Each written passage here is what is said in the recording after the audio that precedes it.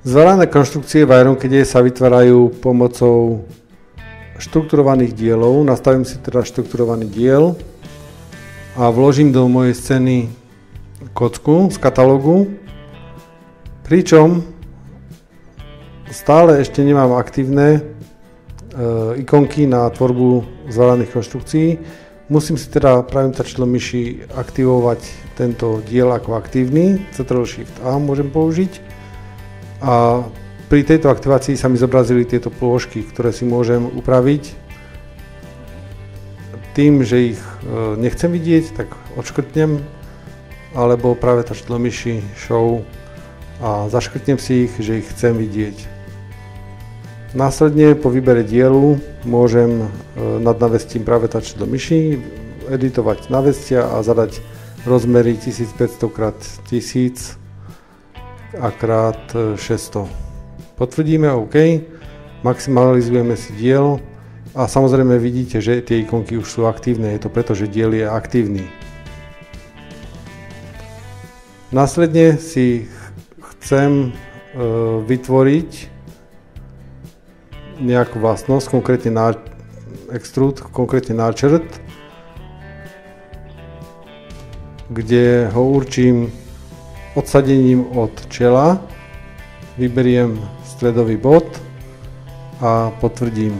Tým pádom sa mi prepol do roviny náčrtu, kde môžem kresliť jednotlivé veci, ale ešte predtým si nastavte automatické väzbenie tak, ako mám ja tu nastavené. Potvrdím, keď som nastavil a spustím si napríklad kreslenie obdĺžníku, štvorca.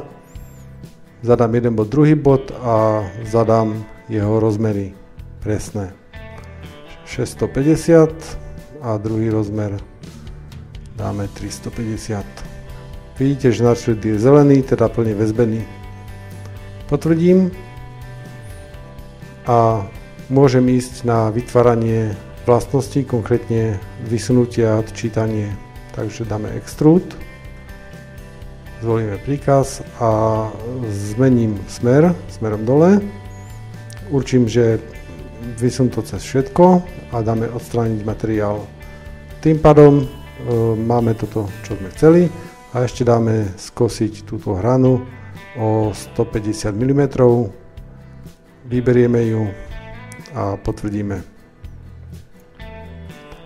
Následne potrebujem z toho dostať 3D krivky pre moju konštrukciu. Zvolím si teda výber na Edge, teda na hrany a vyberiem celý môj model. Zvýraznili sa mi hrany, pričom na 3D krivky ich prevediem buď v časti Surface, Extract kurve, alebo práve tlačidlo myši na tú hranu a dáme Extract 3D kurve.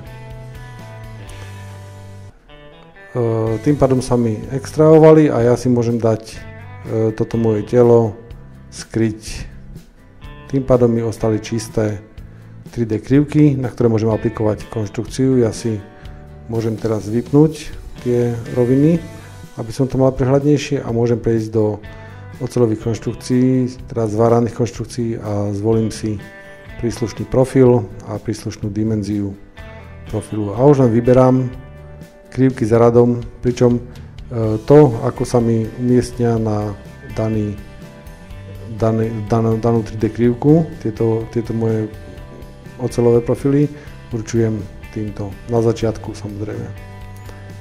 Povyberám ďalšie krivky a mám spodný rám, pričom teraz by som definoval, ako sa bude napájať ten spodný rám, teda jednotlivé prvky na seba, vyberiem jeden, druhý. Toto je vlastne takéto prispôsobenie, pričom keď som zapol teraz welding gap, čo je medzera pre zvar, ktorú som zadal 2 mm, tak je to s medzerou alebo bez medzery. Dám to bez medzery a pokračujem výberom ostatných prvkov môjho budúceho rámu. Keď to mám všetko hotové, potvrdím OK a podobným spôsobom pozadávam môj rám pre ostatné 3D krivky, ktoré mám vykreslené. Zmením dimenziu na 40x40 a povyberám ostatné krivky.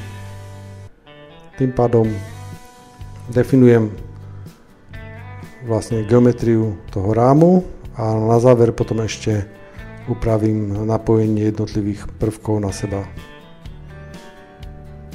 Potvrdíme a znova zvolíme Trim Extend, teda orezať alebo predĺžiť. Dáme tú prvú voľbu a popripájame to týmto spôsobom, takisto na druhej strane. A potvrdíme. A pokiaľ chcete tie ostatné časti popripájať, predĺžiť alebo orezať teda k nejakému čelu, tak na to použijete túto voľbu Trim to Face, kde vyberiem môj RAM, môj teda profil, vyberiem plochu, ktoré sa má orezať a časť, ktorá má ostať. To je táto časť. Potvrdím a tá časť navyše, čo bola, tá odpadla. Takisto vlastne pre túto časť, kde vyberiem objekt, vyberiem rovinu a časť, ktorá má ostať. A takto by som vlastne pokračoval, až by som vytvoril všetky tieto zakončenia také, ako majú byť. Ďalej chcem nakresliť do tejto časti nejaké ďalšie prvky. Tu už zvolím Nurtured Parallel to Face at Point s týmto nastavením. Vyberiem bod a rovinu. Potvrdím. Nastavila sa mi rovina Nurturedu, kde môžem dokresliť znova, ale tu použite kreslenie dvoma bodmi úsečky, aby to viazalo automaticky. Vyberiem prvý bod, druhý bod sa mi prichytil automaticky na tieto zvýraznené prvky. Je to z toho dôvodu, že mám štrukturovaný diel a je nastavený ako aktívny. A teraz môžem zadať nejaké rozmery, aby som ten Nurtured plne viazal. Konkrétne zadáme uhol, dáme ho na 60 stupňov.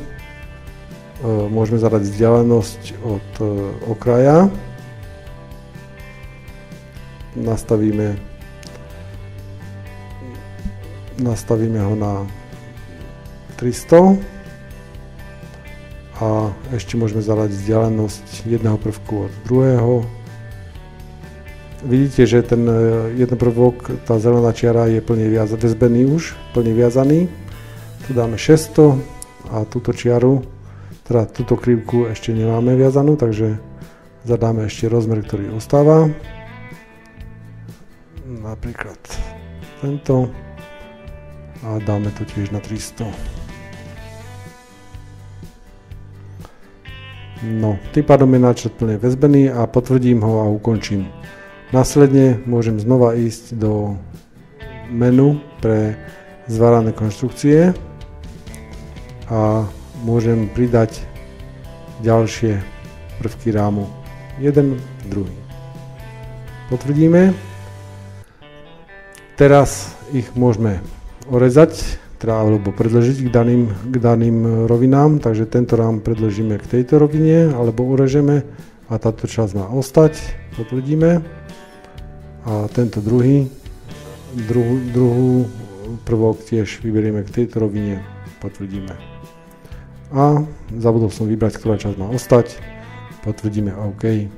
Tuto si môžeme ukázať spôsob napojenia takýto, kde to napojí presne podľa toho profilu. Vidíte, že sa to prispôsobilo a dotiahneme ostávajúci rám k hornej ploche horného rámu. OK. Potvrdíme. Následne, keď to chcem umiestniť tam, kde to má byť, tak si len v strome na vrhu zarolujem nižšie, kde mám daný 2D profil Nurtured, práve tlačidlo myši a vyberiem upraviť polohu a určím, aby mi to dalo do stredu toho spodného profilu. Je to OK, takže môžem potvrdiť a daná konštrukcia je tak, ako som chcel mať. Pričom všetko je vzájomne väzbené, parametrické, takže ja keď sa zarolujem vyššie a vyberiem si ten môj blok pôvodný a zmením nejaké veľkosti, tak sa mi všetko prispôsobuje, pretože je to väzbené, vzájomne poprepájané, v podstate bez práce koláče. Takže týmto spôsobom môžete vytvárať zvárané konštrukcie, ktoré budú sa dynamicky meniť vašim potrebám. Pokiaľ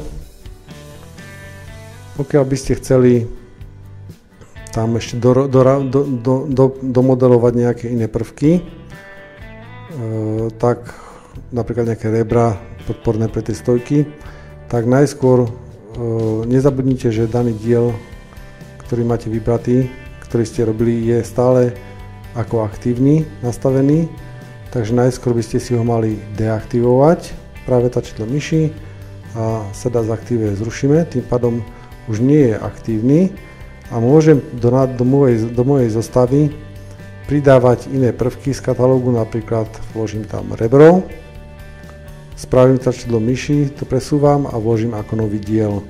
Tým pádom mi do mojej zostavy pribudol nový diel a toto rebro, už len pomocou tribolu si ho natočím do požadovanej polohy a môžem nastaviť jeho rozmery, len ešte spodok musím uchytiť na túto plochu a výšku nastavím napríklad na 60, dĺžku nastavíme na 50 a pokiaľ chceme šírku, tak z CTRL vyberiem obidve návestia, aby sa mi symetricky zmenilo na 10.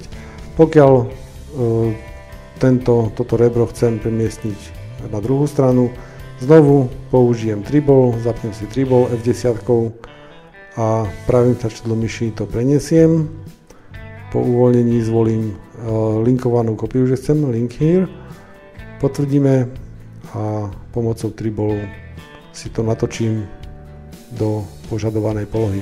Samozrejme, teraz je to tzv. Priame modelovanie, to znamená, že mám tie diely umiestnené tam, kde chcem mať, teda tie rebra, ale nevytvoril som väzby v tejto zostave. Takže pokiaľ chcete ich mať väzbené, tak si vytvoríte väzby, keď nie, tak nie. Zatiaľ sú len vzájomne prepojené, lebo som vytvoril prepojenú linkovanú kópiu týchto dielov. Tým pádom to je, čo sa týka tvorby zváraných konštrukcií, približne všetko v rýchlosti. Ďakujem vám za pozornosť a prajem vám veľa úspechov s Ironcadom.